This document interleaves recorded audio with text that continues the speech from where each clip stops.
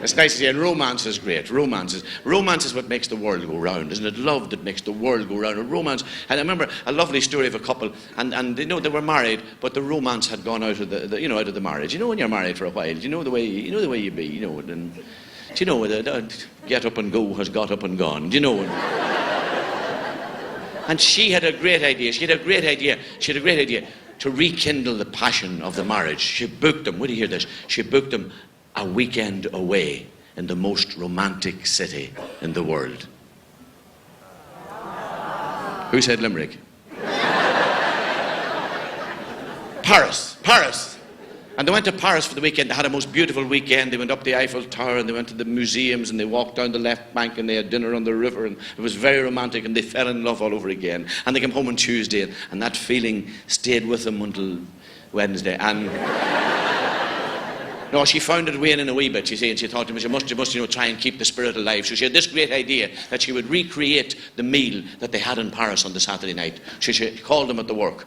And she says, darling, she says, I'm going to recreate that beautiful meal we had in Paris on Saturday night. Oh, he says, that's brilliant. It was a brilliant meal. He said, that's brilliant. He said, well, she says, I'm just short of some ingredients. Maybe you'd pick them up on the way home. He said, well, what can I do for you, darling? He says, you wouldn't get us some l'escargot.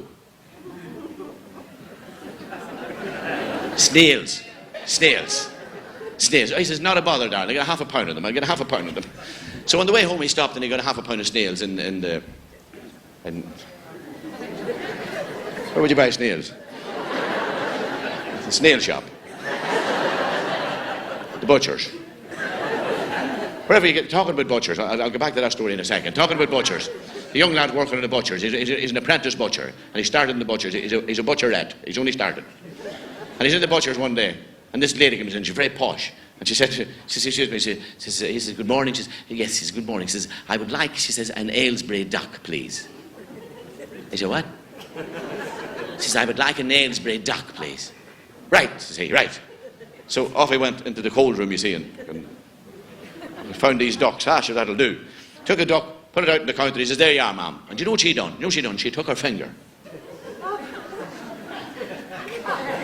She stuck it in the duck, you know. And then she smelled. And she looked at me and she said, that's not an Aylesbury duck. She says, are you stupid? I asked for an Aylesbury duck. That's an Oxfordshire duck. She said, take that away. I asked for an Aylesbury duck.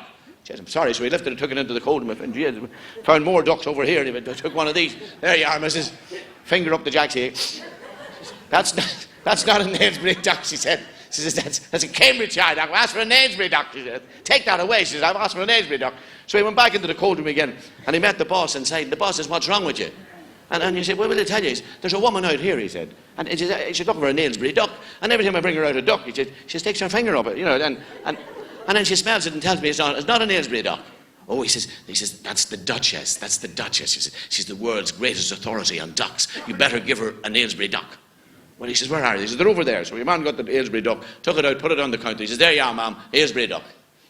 She says, that is an Aylesbury duck. That, I am waiting here 20 minutes, she says. That, at last, is an Aylesbury duck. I have never in my life come across a shop assistant as stupid as you, she says. Where are you from? With that, he turned around, dropped the trousers. He says, here, you're the expert.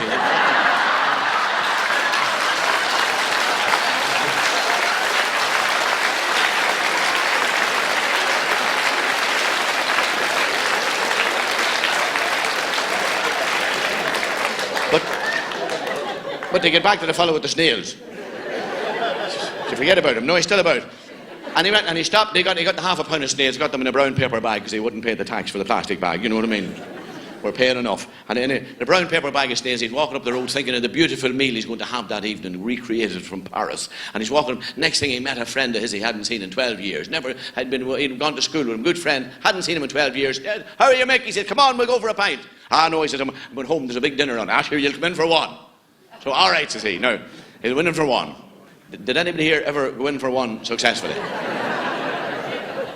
Because you know the story. You win for one, and then you've one before you go, and then have another one, and then you do another 2 or 3 before in case you wouldn't meet again, and then one for the road, one for the ditch, one in case the bar mightn't be there the next time you come back, 2 more before you go, and 1 more for that, and that'll be win. So he left the pub at 11:30, and he come with a bag of snails up to the house, and he just got as far as the door. And he's about to ring the bell, and just the arse of the bag gets soggy, and the whole thing, all the snails hopped out and bounced off the doorstep. And at the same second, she opened the door. And she's there. Where the hell were you till 11:30 at night? And quick as a flash, he went, come on, lads, up, up, up.